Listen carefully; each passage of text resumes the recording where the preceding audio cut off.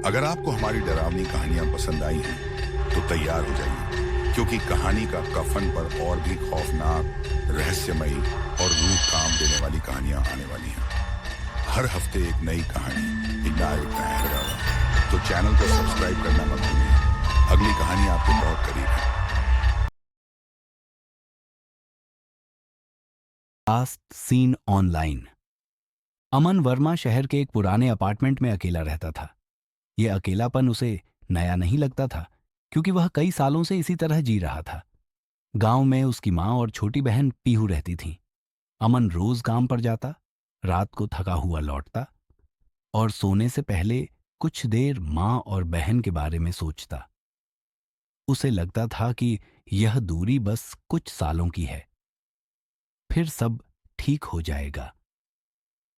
उस रात भी अमन देर से घर लौटा। कमरे में घुसते ही उसने बैग नीचे रखा और चुपचाप कुर्सी पर बैठ गया। बाहर हल्की हवा चल रही थी और कमरे में अजीब सी खामोशी थी। तभी अचानक उसका फोन कांप उठा। उसने बिना ज्यादा ध्यान दिए स्क्रीन देखी, लेकिन जैसे ही मैसेज पढ़ा, उसकी सांसें थम सी गईं। मां ने लिखा था कि पीहू की तबीयत अचानक बहुत ज्यादा बिगड़ गई है और हालत गंभीर है। डॉक्टर कुछ साफ नहीं बता पा रहे हैं। ये पढ़कर अमन कुछ पल तक वहीं बैठा रहा। उसे समझ नहीं आ रहा था कि क्या करे। फिर उसने गहरी सांस ली और खुद से कहा कि अब एक पल भी बर्बाद नहीं किया जा सकता। उसने ऑफिस में बात की, जल्दी जल्दी जरूरी सामान बैग में रखा और मां को कॉल किया, लेकिन कॉल नहीं लगी। स्क्रीन पर सिर्फ लिखा था, लास्ट सीन ऑनलाइन। ये देखकर अमन के दिल में और बेचैनी भर गई। वह बिना कुछ सोचे स्टेशन की तरफ निकल पड़ा। रास्ते भर उसकी आंखों के सामने बस पीहू का चेहरा घूमता रहा। बचपन से ही वह बहन से बहुत जुड़ा हुआ था। वही उसकी हंसी थी, वही उसकी कमजोरी। स्टेशन पर पहुंचकर अमन ने ट्रेनों की लिस्ट देखी। सबसे जल्दी निकलने वाली ट्रेन के नाम पर उसकी नजर टिक गई, नंदनवाड़ी एक्सप्रेस। नाम कुछ अजीब लगा, लेकिन उस वक्त वह कुछ सोचने की हालत में नहीं था। उसने बिना ज्यादा ध्यान दिए अनरिजर्व्ड टिकट बुक किया और ट्रेन में चढ़ गया। शुरू में डिब्बे में कुछ लोग थे। कोई मोबाइल देख रहा था, कोई सोने की कोशिश कर रहा था। अमन खिड़की के पास बैठ गया और बाहर अंधेरे को देखने लगा। धीरे धीरे स्टेशन आते गए और लोग उतरते गए।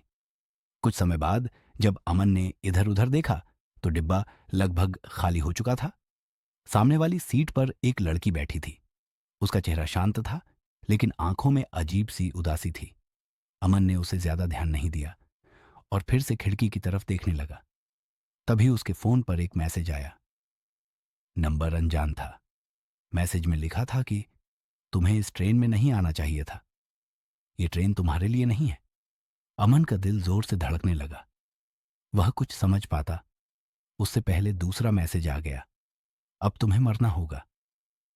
अमन घबरा गया। वह उठा और दूसरे डिब्बे की ओर चला गया, लेकिन पूरी ट्रेन खाली थी। उसके कदम रुक गए जब उसने पीछे मुड़कर देखा। वही लड़की उसके पास खड़ी थी।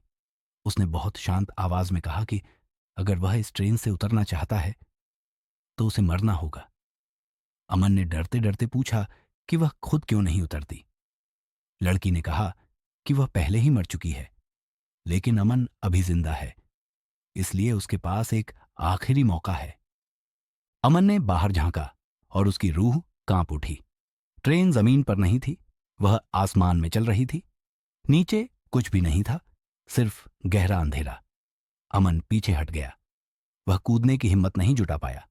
तभी लड़की के चेहरे पर हल्की सी मुस्कान आई और अगले ही पल उसने अमन को धक्का दे दिया। अमन को लगा जैसे वह बहुत देर तक गिरता रहा। फिर अचानक उसकी आंख खुली। वह अपने ही कमरे में था, अपने बिस्तर पर। कुछ पल तक वह समझ ही नहीं पाया कि यह सपना था या सच।